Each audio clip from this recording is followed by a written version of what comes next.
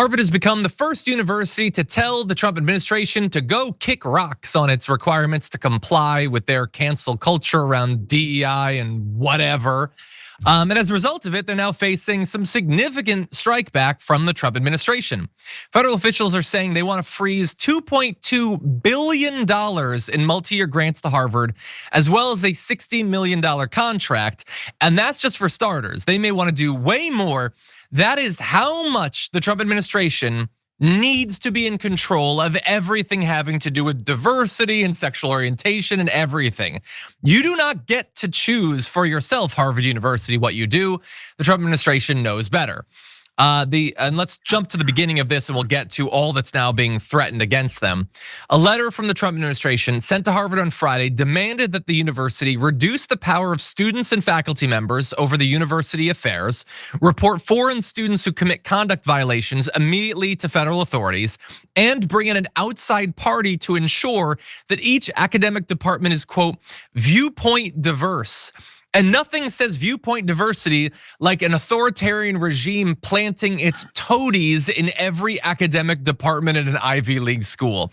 That's not at all like anything that's happened in other foreign countries that have devolved into authoritarianism. Anyway, they didn't define what they meant by viewpoint diversity, but I think we all know what it is. Yesterday, Harvard actually responded saying no government, regardless of which party is in power, should dictate what private universities can teach, whom they can admit and hire, and which areas of study and inquiry they can pursue.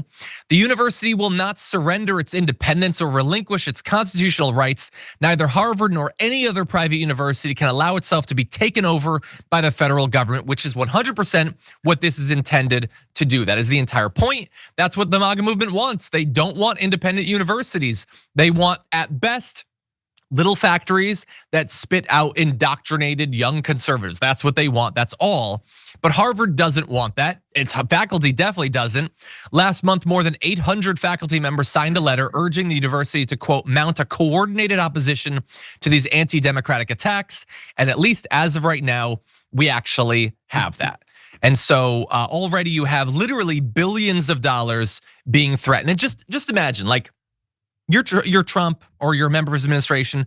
Obviously, the idea that literally anyone lives their life in a way that's even marginally different than your own gives you nightmares on a daily basis. I understand that. But you want to take billions of dollars away because they acknowledge that, like, I don't know, binary people exist or whatever gender binary. Like, doesn't that seem like a little bit of an overreach perhaps? Like, you are so scared of bi people or whatever, or the existence of a trans person, that billions of dollars should go away. That seems strange to me. But anyway, the billions aren't enough.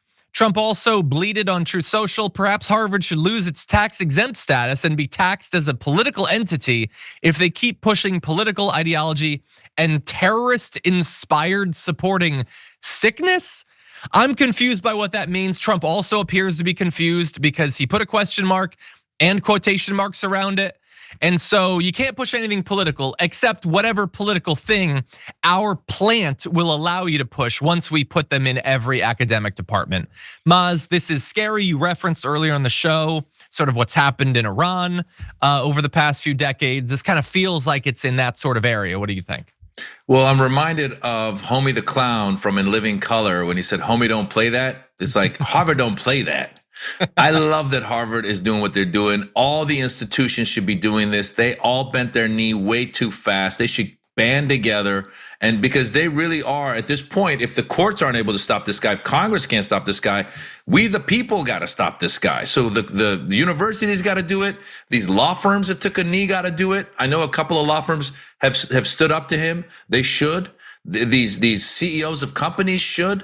They should stand up to this guy and go, no, you cannot get away with what you're doing. Because to your point, this is what happened in Nazi Germany. This is what happened in the Islamic Republic of Iran. They go after, first of all, they promise people more prosperity. They promise people more security. And a lot of people go, okay, I'm good with that. I don't mind losing some freedoms in order to gain some more security and financial security and my physical security.